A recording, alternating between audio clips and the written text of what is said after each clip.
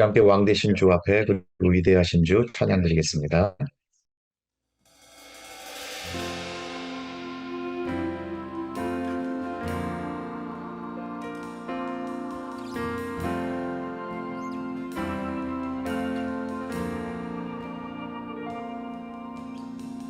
베들레헴 하늘 반짝이는 한별, 천사들 노래 들려올 때 세 명의 박사들 그 별을 따라 하나님 아들 찾아왔네. 겸손해 왕께 무릎 꿇고 경배, 평화의 왕 대신 주 앞에 나 경배합니다. 주님만 찬양받기 합당하시니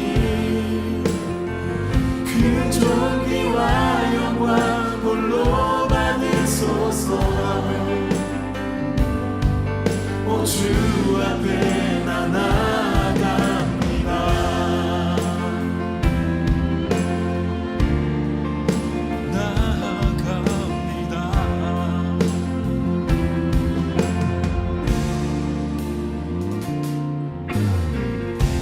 햇살보다 밝게 빛나는 주의 영광, 모든 어둠 물리치네.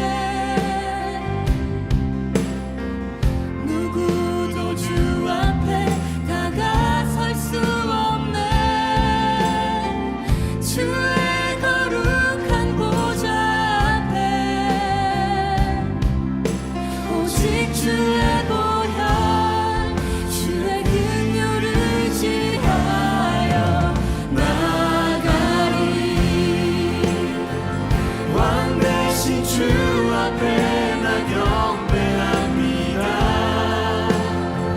주님만 찬양받기 합당하시니 그 존귀와 영광 홀로 받으소서. 오 주 앞에 나 나아갑니다. 왕 대신 주 앞에 나 경배합니다. 주님만 찬양받기 합당하시니 그 존귀와 영광 홀로 받으소서. 오 주 앞에 나 나아갑니다. 오 주님 내가 나아갑니다. 오 주님 내가 나아갑니다.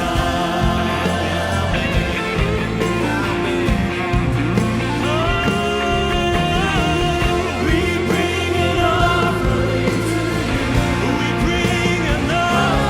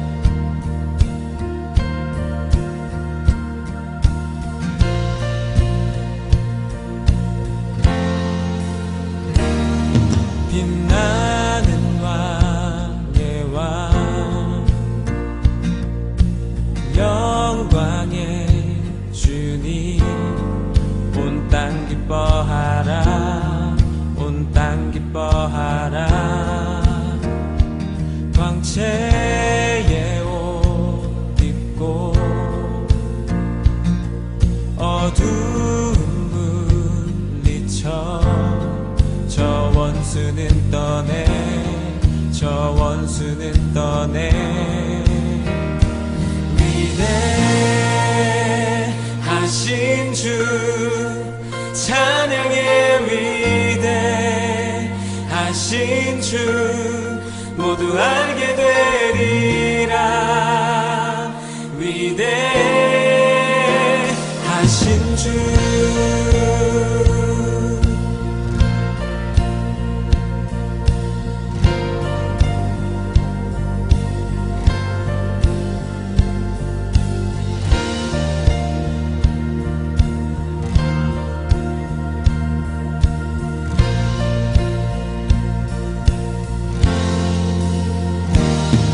영원한 주의 주 시간의 주 왕자 알파와 오메가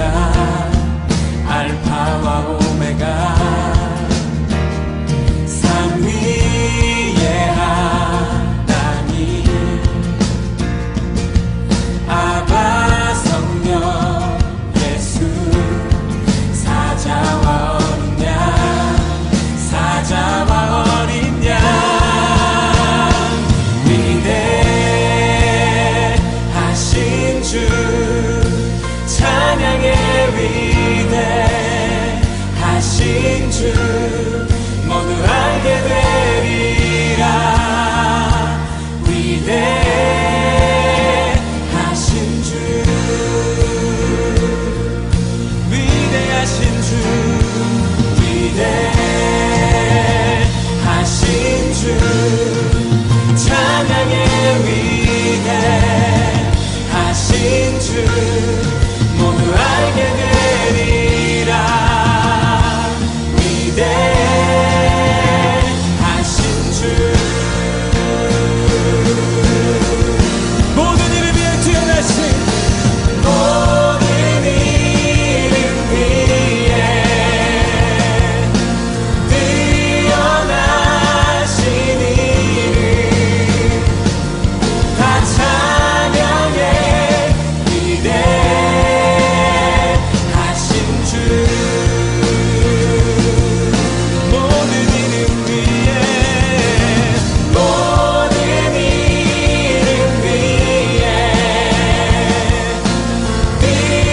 뛰어나신 이름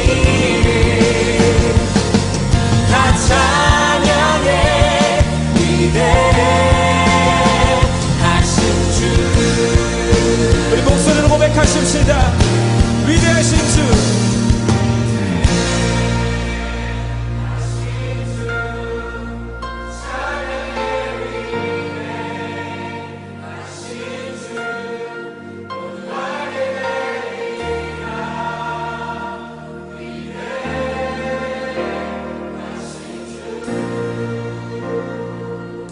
위대하신 주 위대하신 주 찬양의 위대하신 주 모두 알게 되리라 위대하신 주 선포하십시다 모든 이름 위에 뛰어나신 모든 이름 위에 뛰어나신 이름 다 찬양해 위대하신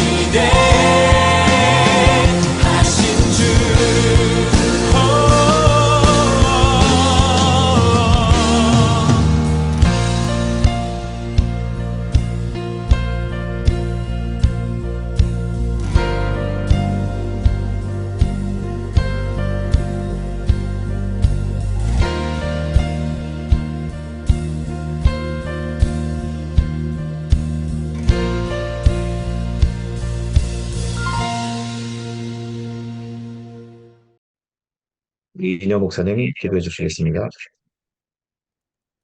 사랑이 많으신 하나님, 예수 오심을 기뻐하는 성탄절을 앞둔 오늘, 우리가 예수님의 몸 되신 교회로 모였습니다. 감사합니다. 시간을 따로 구분하게 하심도, 예배를 향한 사모함의 마음을 주심도, 예배에 참석할 만한 건강을 주심도, 기쁨으로 예배드릴 수 있는 평안한 삶을 허락하심도, 모두 주께서 주시는 은혜임을 고백합니다. 주여 감사합니다. 예수의 오심은 믿는 자들을 향한 약속인 이유로 우리는 그 약속을 소유한 복된 주님의 자녀입니다. 날마다 반복되는 일상 속에서 한 발짝도 죄에서 벗어날 길이 없는 우리가 예수님의 오심으로 의롭다함을 잊고 죄에서 자유함을 얻었습니다. 거저 얻은 그러나 한없이 값진 이 자유함을 주의 사랑 안에서 마음껏 누리게 하여 주시옵소서. 주님의 선하심이 자유함을 얻은 주님의 자녀들을 통하여 세상에 더욱 빛나게 비추게 하여 주시옵소서. 선택받은 자들의 복됨이 개개인의 기쁨에 멈추지 않게 하시며 그들의 입술과 그들의 구분된 삶을 통하여 날마다 믿는 자의 수를 더하여 주시옵소서. 그리하여 예수 오심의 기쁨이 온 천하에 가득하게 하여 주시옵소서. 바라옵고 원하옵기는 우리 좋은 친구 교회의 모든 성도 한 분 한 분마다 주님을 직접 배우는 은혜를 누리게 하시며 성령님의 인도하심을 따라 성도로서의 삶을 살아갈 수 있도록 주님의 강한 오른팔로 붙잡아 주시옵소서. 세상은 험하고 죄는 만연하나 죄된 세상 속에 침몰하지 않게 하시고 오직 예수 그 표대를 향하여 전진하며 어제보다 더욱 온전한 오늘, 오늘보다 더욱 온전한 내일의 삶을 살 수 있도록 도와주시옵소서. 은혜가 풍성하신 하나님 아버지, 이 기쁨의 날에도 세상 곳곳에서는 예수의 오심을 함께 기뻐하기엔 너무나도 상황이 나쁜 안타까운 심령들이 있습니다. 전쟁으로, 기근으로, 자연재해로, 개인적인 질병과 크고 작은 어려움으로 기쁨으로 누릴 수 없는 수많은 영혼들을 기억하여 주시옵소서. 주님 친히 그들의 마음을 위로하여 주시옵고, 주님 친히 그들의 어려움을 감하여 주시옵소서. 그들도 우리처럼 함께 예수 오심의 기쁨을 누리게 하시오며, 우리도 그들의 아픔을 간과하지 않게 하여 주시옵소서. 그리하여 온 세상 믿는 자들의 마음들이 예수 안에서 하나 되게 하여 주시옵소서. 주 안에서 예배드림을 감사드리오며 이 모든 말씀 우리 주 예수 그리스도 이름으로 기도하옵나이다. 아멘. 이제는 주님께서 가르쳐 주신 기도로 함께 기도하겠습니다. 하늘에 계신 우리 아버지여, 이름이 거룩히 여김을 받으시오며 나라가 임하시오며 뜻이 하늘에서 이루어진 것 같이 땅에서도 이루어지이다. 오늘 우리에게 일용할 양식을 주시옵고 우리가 우리에게 죄 지은 자를 사하여 준 것 같이 우리 죄를 사하여 주시옵고 우리를 시험에 들게 하지 마시옵고 다만 악에서 구하시옵소서. 나라와 권세와 영광이 아버지께 영원히 있사옵나이다. 아멘. 네, 이제는 교회 우리 좋은 친구 교회에서 처음으로 행하는 성찬식입니다. 우리 한 자리에 모여서 함께 떡을 떼고 하면 좋겠지만 각자 은혜를 사모하는 마음으로 떡 또는 빵을 준비하시고 포도잔을 준비하셨으리라 믿습니다. 우리 준비한 그 마음으로 성찬식을 통해서 은혜가 풍성해지기를 소망합니다. 먼저 우리 고린도전서 11장 22절, 23절부터 26절까지를 한번 읽어보도록 하겠습니다. 같이 읽어보겠습니다. 내가 너희에게 전한 것은 주께 받은 것이니 곧 주 예수께서 잡히시던 밤에 떡을 가지사 축사하시고 떼어 이르시되 이것은 너희를 위하는 내 몸이니 이것을 행하여 나를 기념하라 하시고 식후에 또한 그와 같이 잔을 가지시고 이르시되 이 잔은 내 피로 세운 새 언약이니 이것을 행하여 마실 때마다 나를 기념하라 하셨으니 너희가 이 떡을 먹으며 이 잔을 마실 때마다 주의 죽으심을 그가 오실 때까지 전하는 것이니라. 아멘. 네. 오늘 우리가 함께 행하는 성찬식은 음, 예수님께서 십자가에 달리시기 전날 밤에 제자들과 함께 하신 마지막 만찬을 통해서 시작된 것입니다. 이 예식을 통해 우리는 그 백성과 함께 하신 언약의 하나님을 기억할 수 있습니다. 그 언약은 우리를 구원하시는 하나님의 약속입니다. 그리스도를 믿는 모든 사람들은 이 예식에 참여할 수 있으며 또한 떡 또는 잔을 나눔으로써 우리는 그리스도의 몸과 피에 참여하게 됩니다. 그리고 그리스도와 그의 죽으심을 기념하며 그가 오시기 전까지 우리는 그를 전하는 것입니다. 다 준비하신 떡을 보겠습니다. 예수님께서 떡을 들고서 예수님께서 축복하시고 떼어 제자들에게 주시며 받으라 이것은 내 몸이니라고 말씀하셨습니다. 이제 각자 준비하신 떡을 또는 빵을 드시며 주님을 기념하시기를 원합니다.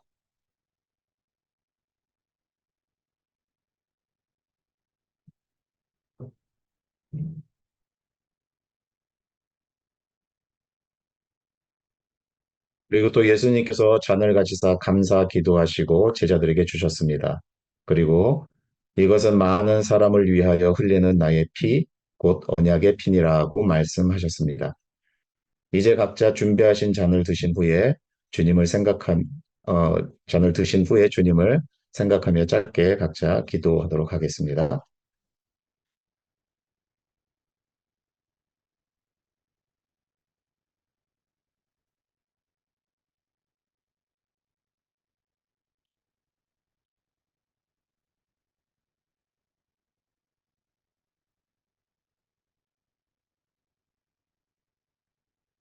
사랑의 주님, 우리는 당신께서 말씀하신 대로 떡과 잔을 나누며 주님의 몸과 피에 참여하기를 소망합니다.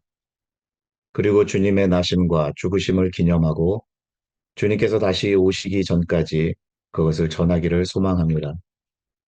늘 주님의 임재하심을 사모하며 당신과 함께 살아가는 우리 좋은 친구 교회 모든 성도가 되게 하여 주옵소서. 예수님의 이름으로 기도합니다. 아멘.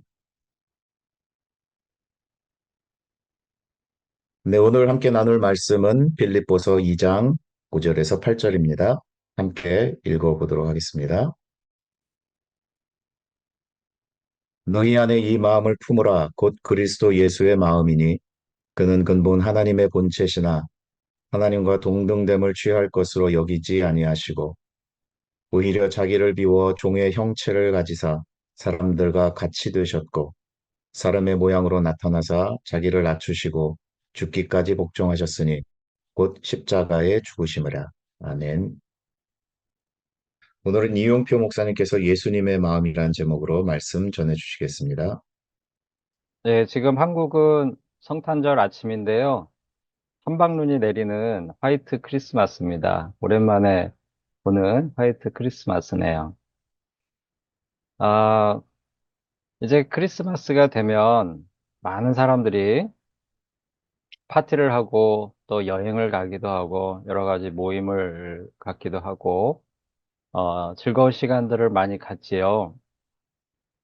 그런데 그 안에 정작 이 크리스마스, 성탄절은 말하자면 예수님의 생일 파티라고도 할 수 있는데, 정작 그 모임과 또 행사들, 또 즐거운 시간을 갖는 그런 순간에 생일 당사자인 예수님이 없는 그런 파티와 모임들이 많이 있는 것 같습니다. 사람들이 타인과 어울려 또 즐거움을 함께 나누는 그런 시간 가운데 우리 예수님은 그 자리에 없는 경우가 많이 있는 거죠. 그런데 사실 여러 사람들이 함께 모여 있음에도 사람들은 외로움을 느낄 때가 많이 있습니다.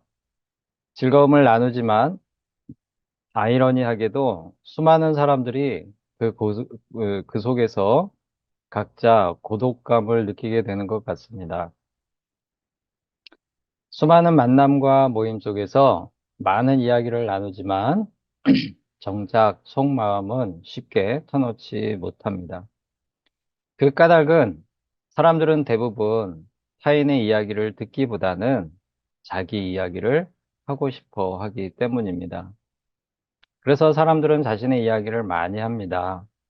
하지만 자신의 이야기를 어, 정성을 다해 들어주는 사람들이 많지 않기 때문에 정작 속 깊은 이야기는 꺼내지도 못하고 마음에 담아두게 되죠. 그래서 사람들은 다른 사람들과 어울리면서도 고독과 외로움 속에 삶을 살아갑니다.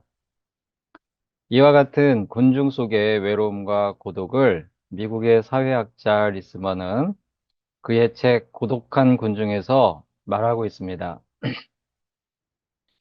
군중 속의 고독이라는 말을 들어본 적이 있을 것 같습니다. 이 군중 속의 고독이란 대중사회 속에서 타인들에 둘러싸여 살아가면서도 내면의 고립감으로 번민하는 사람들의 사회적 성격을 이르는 말이다 라고 찾아보니까 나와 있더라고요.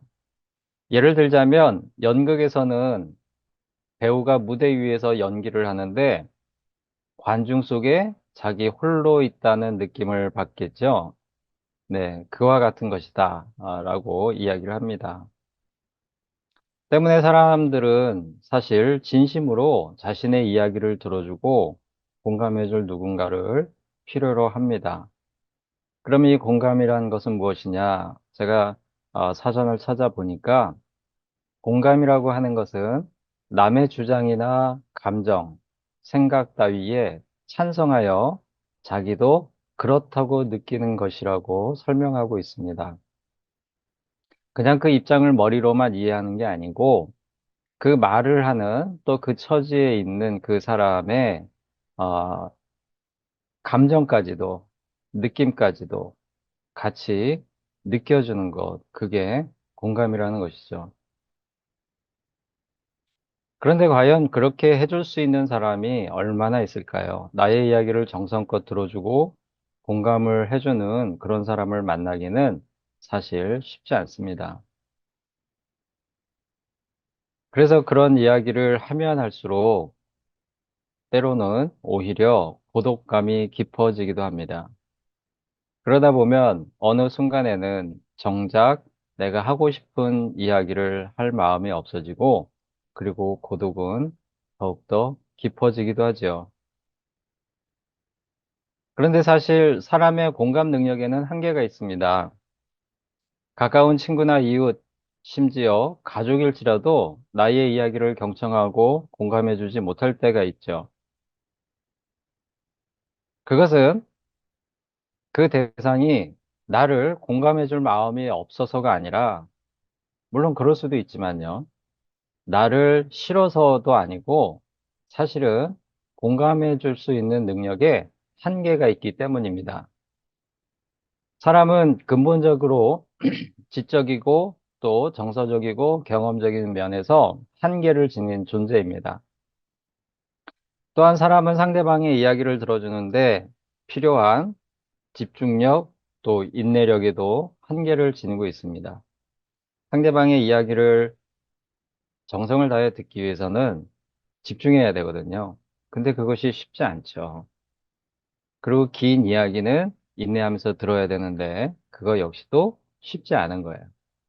그러다 보니 결과적으로 사람들은 정말 하고 싶은 이야기를 마음속 깊은 곳에 묻어두고 살아가는 경우가 많이 있습니다. 그러면서 고독은 점점 깊어가는 것이죠.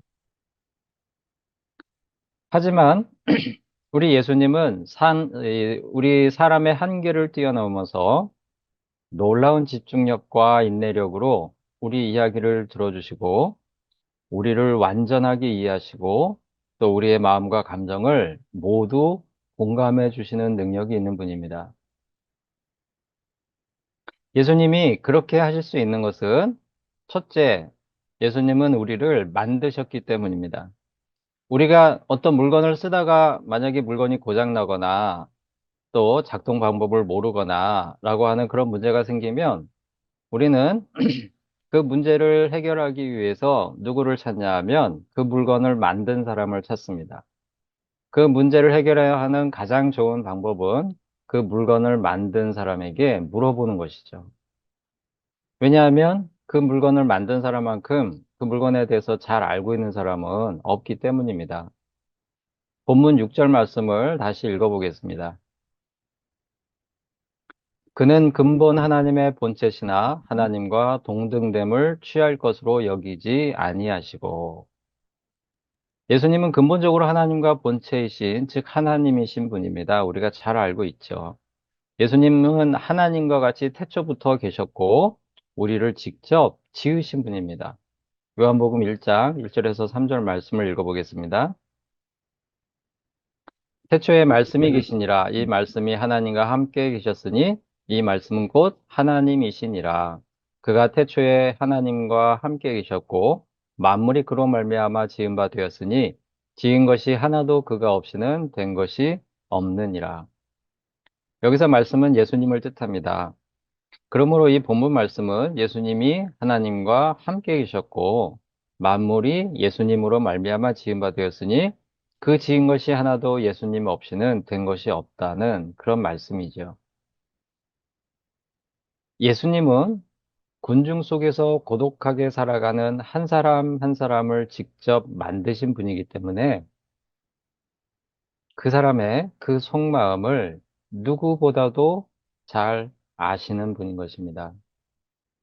두 번째, 예수님께서 우리를 공감하시는 완벽한 능력을 가지신 까닭은 예수님은 우리를 만드셨을 뿐 아니라 자기를 비워 사람이 되셨기 때문입니다.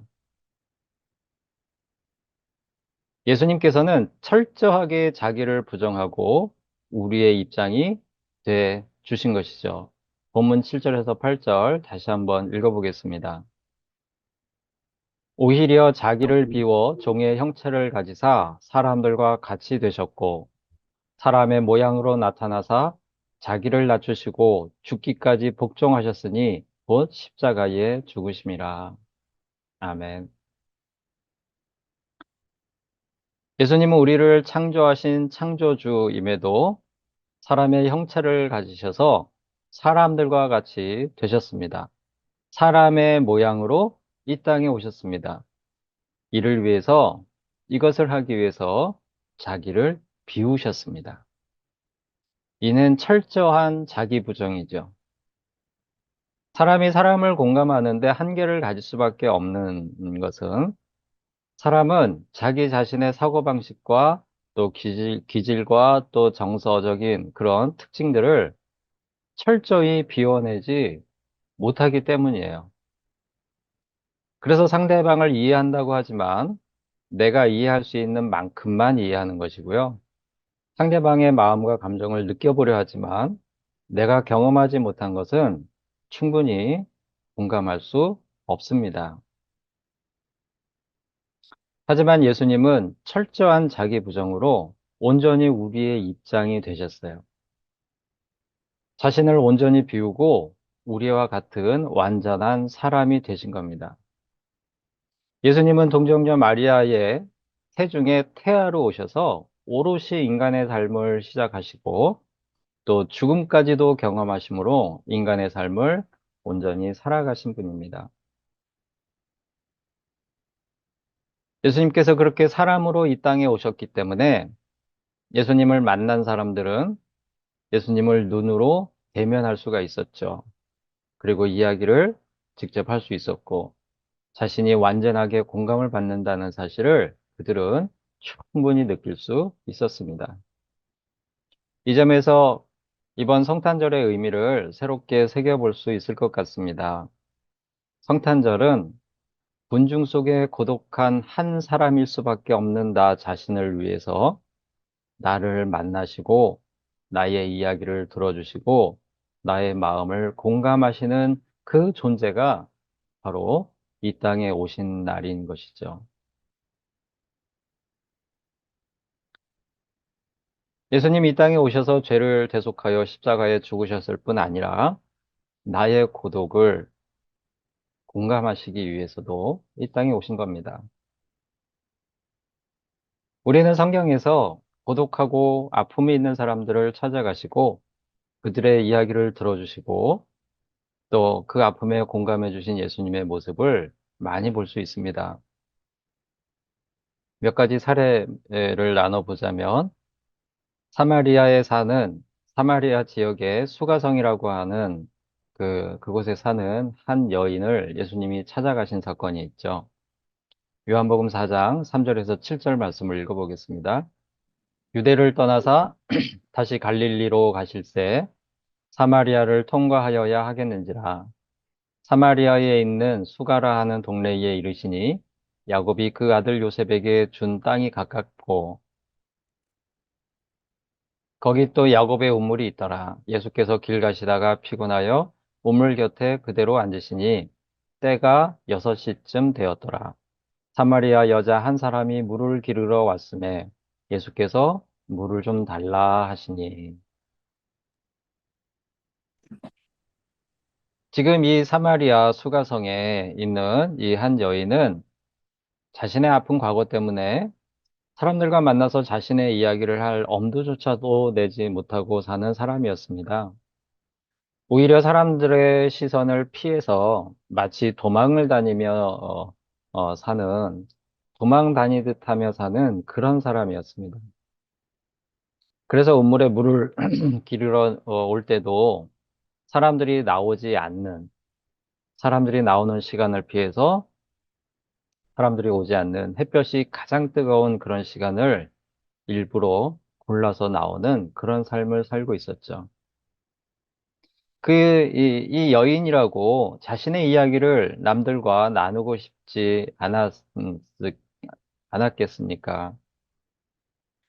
그런데 이 여인의 입장에서는 자신의 이야기를 한다는 것은 오히려 비난을 자초할 뿐이었고 자신의 삶을 더욱 힘들게 할 뿐이었습니다.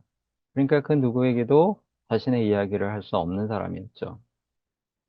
그런 그를 예수님은 먼저 찾아가셨습니다.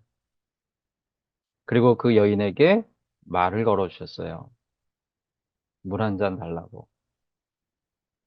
사실 이 광경은 이 여인에게는 매우 낯선 그런 장면이었을 것 같습니다. 굉장히 낯선 경험이었을 것 같아요. 특히나 예수님은 유대인이었기 때문에 사마리아 사람인 자신에게 말을 걸고 그렇게 물을 달라 하는 모습이 굉장히 예, 낯선 그런 순간으로 다가왔을 겁니다. 하지만 생각해보면 내심 반갑기도 했을 것 같아요. 사람들은 뒤에서 수군거릴 뿐 자신을 대화 상대로 여기지 않는 그런 사람들 사이에서 이 여인이 살다가 물을 좀 달라고 몇 마디 안 되는 말이지만 자신에게 건네주는 그 말이 사실은 얼마나 반가웠을까, 다른 한편으로는 그런 생각이 들기도 합니다. 그렇게 시작된 예수님과 이 여인과의 대화는 수치심에 감춰두었던 자신의 과거까지도 털어놓게 만들죠, 예수님께. 그리고 그 대화는 거기에서 그치지 않고 이 여인이 수치심 속에서도 신랏같이 붙들고 있던 메시아에 대한 소망으로 이어집니다.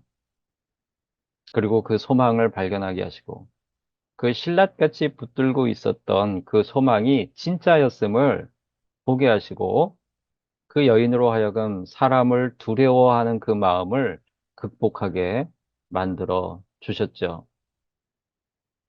예수님은 그렇게 슬픔 속에서 외롭게 사는 한 여인을 먼저 찾아가 주셨습니다. 그리고 그 여인에게 새롭고 놀라운 삶의 희망을 주신 것이죠. 또 한 사람이 있습니다. 마가복음 10장 46절에서 50절 말씀 읽어보겠습니다. 그들이 여리고에 이르렀더니 예수께서 제자들과 허다한 무리와 함께 여리고에서 나가실 때에 디메오의 아들인 맹인 거지 바디메오가 길가에 앉았다가 나사렛 예수시란 말을 듣고 소리질러 이르되 다윗의 자손 예수여 나를 불쌍히 여기소서 하거늘 많은 사람들이 꾸짖어 잠잠하라 하되 그가 더욱 크게 소리질러 이르되 다윗의 자손이여 나를 불쌍히 여기소서 하는지라 예수께서 머물러 서서 그를 부르라 하시니 그들이 그 맹인을 부르며 이르되 안심하고 일어나라 그가 너를 부르신다 하매 맹인이 겉옷을 내버리고 뛰어 일어나 예수께 나아오거늘 이 바디메오는 시각장애를 가지고 불행한 삶을 사는 그런 사람이었습니다. 그때 당시에는 시각장애인이 할 수 있는 게 아무것도 없었기 때문에 그냥 그, 이 먹고 살기 위해서 동냥하는 일이 전부였어요. 사람들의 멸시와 천대를 받으며 사는 그런 고독한 삶이었습니다. 사람들은 그에게 동전 몇 잎을 던져주긴 했겠지만 그의 말에 관심을 갖고 그의 말을 들어주거나 그가 가지고 있는 아픔에 공감해 주지는 않았습니다. 그러던 중에 예수님이 지나가신다는 말을 듣고 예수님께 다윗의 자손 예수여 나를 불쌍히 여기소서라고 부르짖고 있습니다. 역시나 사람들은 아무도 그의 외침에 관심을 갖지 않았고 들어주지 않았어요. 오히려 사람들은 그를 꾸짖었습니다. 잠잠하라고, 조용히 하라고. 오히려 그렇게 다그칩니다. 그런데 그 순간 예수님께서 가던 길을 멈추시고 그의 말에 귀를 기울이세요. 그리고 그를 불러주시고 그의 말을 들어주셨습니다. 그리고 그의 아픔을 치유하여 주셨습니다. 마지막으로 한 사람 베드로에 대해서 나누고 싶습니다. 베드로는 자신의 삶에서 아주 뼈아픈 실수를 저지르고 그로 인한 슬픔과 고독 속에 살아가던 사람이었습니다. 그가 저지른 실수는 우리가 잘 알고 있죠. 예수님을 배신한 거예요. 그것도 예수님께서 보는 현장에서 예수님을 말로 저주하며 돌아선 그런 잘못을 저질렀던 사람입니다. 그가 저주하며 돌아서는 순간에 예수님과 눈이 마주치죠. 자신의 배신을 바라보시는 예수님의 눈빛이 그의 마음속에, 그의 뇌리 속에 굉장히 강하게 새겨졌을 겁니다. 때문에 부활하신 예수님을 만나고도 예수님 앞에 떳떳하게 나설 수가 없었습니다. 그런 그의 마음을 아시는 예수님은 먼저 그에게 말을 거시고 그가 마음속에 품고 있었던 그 상처를 씻어주십니다. 요한복음 21장 15절에서 18절 말씀을 읽어보겠습니다. 그들이 조반 먹은 후에 예수께서 시몬 베드로에게 이르시되 요한의 아들 시몬아 내가 이 사람들보다 나를 더 사랑하느냐 하시니 이르되 주님 그러하나이다. 내가 주님을 사랑하는 줄 주님께서 아시나이다. 이르시되 내 어린 양을 먹이라 하시고 또 두 번째 이르시되 요한의 아들 시몬아 내가 나를 사랑하느냐 하시니 이르되 주님 그러하나이다. 내가 주님을 사랑하는 줄 주님께서 아시나이다. 이르시되 내 양을 치라 하시고 세 번째 이르시되 요한의 아들 시몬아 내가 나를 사랑하느냐 하시니 주께서 세 번째 내가 나를 사랑하느냐 하심으로 베드로가 근심하여 이르되 주님 모든 것을 아시오매 내가 주님을 사랑하는 줄을 주님께서 아시나이다. 예수께서 이르시되 내 양을 먹이라. 베드로는 예수님께 자신이 잘못했다는 말을 얼마나 하고 싶었을까요? 내가 그 일을 정말 후회합니다. 돌이킬 수 있다면 모든 것을 바쳐서라도 돌이키고 싶습니다. 이 말을 얼마나 하고 싶었을까요? 그리고 그 마음을 예수님께서 알아주시길 얼마나 간절히 바랬을까요? 우리가 누군가에게 큰 잘못을 저질렀을 때는 사실 그에게 가서 용서를 구하는 것조차 하지 못할 때가 있습니다. 그럴 만한 용기를 내지 못할 때가 있죠. 베드로도 그런 마음이었을 것 같아요.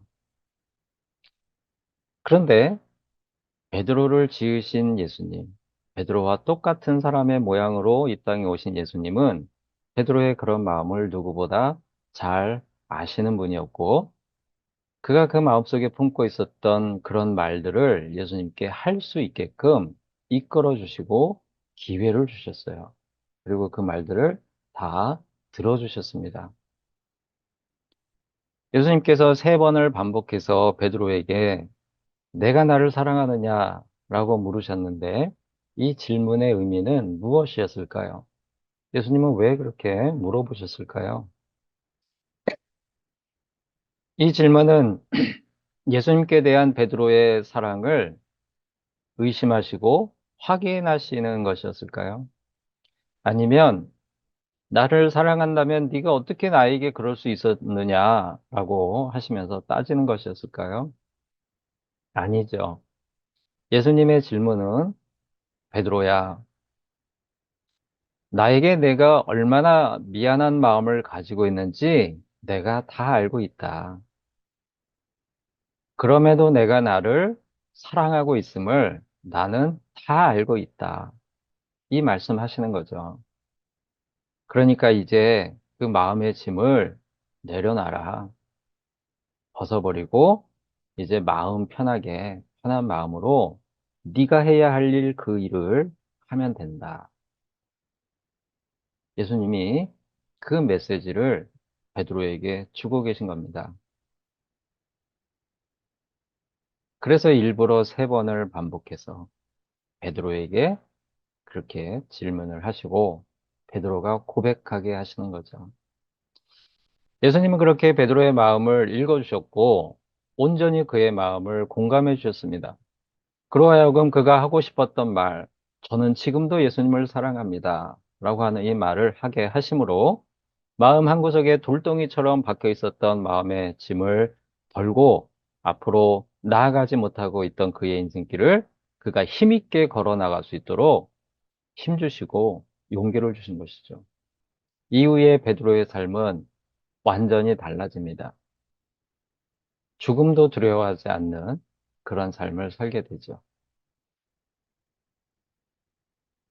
우리를 지으신 예수님은 그렇게 사람의 모양으로 오셔서 철저하게 자기를 부정하고 우리와 같은 사람의 모양으로 오셔서 직접 사람들을 만나시고 고독한 사람들, 누군가에게 말을 하고 싶어도 자신의 속마음을 털어놓을 수 없는 아픔과 비밀을 간직하고 외롭게 살아가는 사람들을 만나시고 그들이 가슴속 깊이 묵혀두었던 그런 말들을 할 수 있도록 이끌어 주시고 그 말을 들으시면서 그들의 마음을 공감해 주셨고 또 그들이 그렇게 함으로써 자신들의 삶의 지붕을 벗고 새롭고 놀라운 삶을 살아갈 수 있도록 하신 겁니다. 그렇게 하시기 위해서 예수님은 사람의 모양으로 이 땅에 오셨고요. 그 날을 기념하는 날이 성탄절인 것이죠. 성탄절은 우리들 각자가 가지고 있는 누구에게도 털어놓지 못하는 그런 비밀스러운 사연들, 아픔들, 수치스러운 과거들의 이야기를 들어주시기 위해서, 나의 이야기를 들어주시기 위해서 예수님이 이 땅에 오셨음을 기억하는 날입니다. 우리들도 마음속에 고독과 외로움이 있을 수 있지요. 사연은 다를지라도, 걸어온 길은 다를지라도, 우리들 안에 사마리아 여인의 모습, 바디메오의 모습, 베드로의 모습이 다 있습니다. 예수님은 그런 우리들의 모습에 관심을 가지시고요. 우리들의 이야기를 정성껏 들어주시고요. 공감해 주시고요. 우리들이 생각하지 못했던 새로운 삶의 길을 보여주시고 그 길을 갈 수 있도록 힘과 용기를 주십니다. 그런 예수님의 마음을 느낄 수 있는 그런 성탄절이 될 수 있기를 바랍니다. 그리고 나아가서 오늘 말씀처럼, 오늘 본문 말씀처럼 그런 예수님의 마음을 본받기를 결심하는 그런 성탄절이 될 수 있기를 바랍니다. 본문 5절 말씀을 읽어보겠습니다. 너희 안에 이 마음을 품으라 곧 그리스도 예수의 마음이니. 성탄절을 맞이하여 그런 예수님의 모습을 떠올리며 예수님을 새롭게 만나는 기쁨을 누릴 뿐 아니라 예수님의 마음으로 우리들이 만나는 사마리아의 여인과 바디메오와 베드로와 같은 그런 사람들에게 예수님처럼 그들의 삶에 관심을 가져주고 이야기를 들어주고 공감하며 그들을 새롭고 놀라운 믿음의 길로 인도하는 우리 모두가 될 수 있기를 바랍니다. 기도하시겠습니다. 사랑의 하나님 아버지, 성탄절을 맞이하여 저희를 지으셨음에도 저희와 같이 되셔서 저희 곁에 오신 예수님을 생각합니다.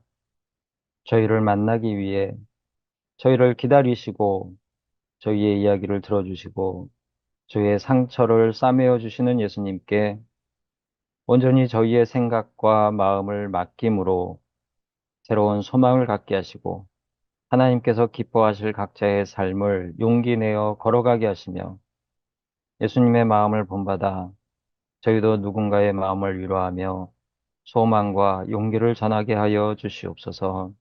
예수님의 이름으로 기도합니다. 아멘. 네, 우리 함께 그가 오신 이후 함께 찬양 드리겠습니다.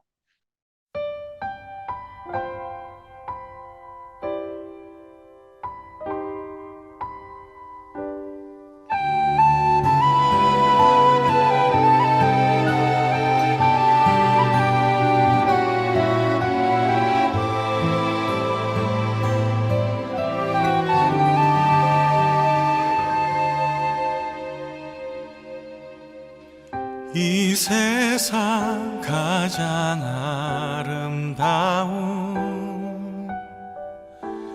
순종의 눈물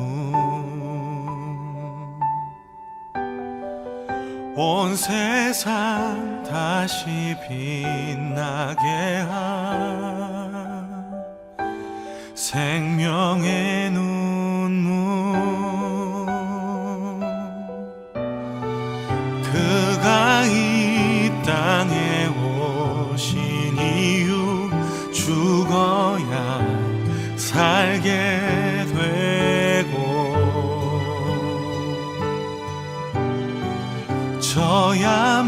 져야만 승리하는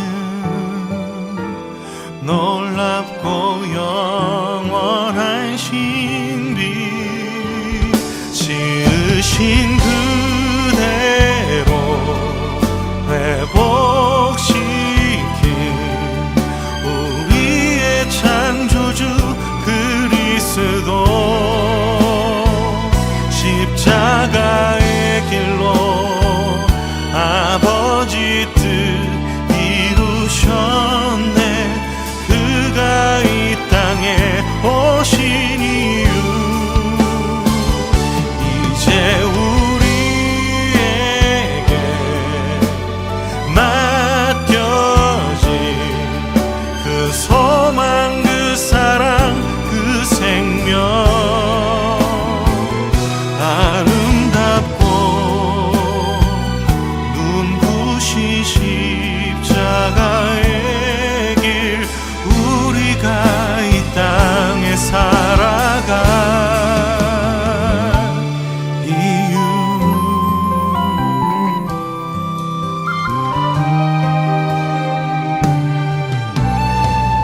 그가 이 땅에 오신 이유 죽어야 살게 되고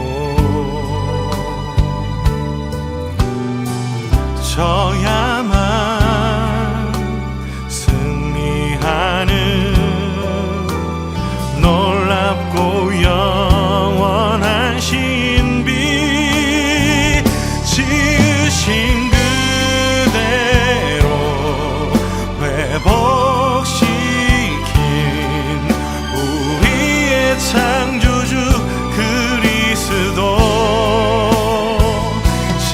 십자가의 길로 아버지 뜻 이루셨네.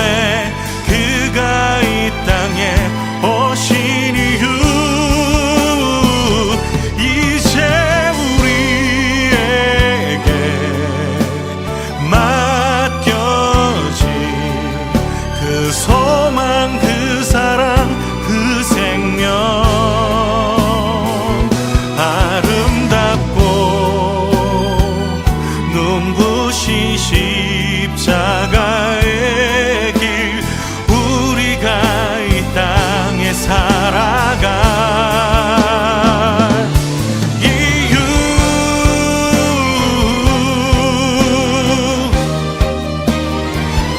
이제 우리에게 맡겨진 그 소망, 그 사랑, 그 생명, 아름답고 눈부신 십자가의 길, 우리가 이 땅에 살아갈 이유, 우리가 이 땅에 살아갈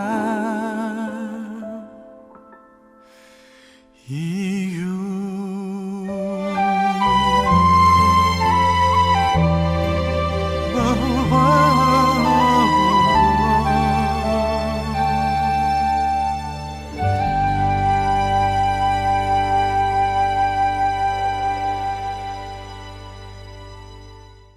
이용표 목사님 축도해 주시겠습니다.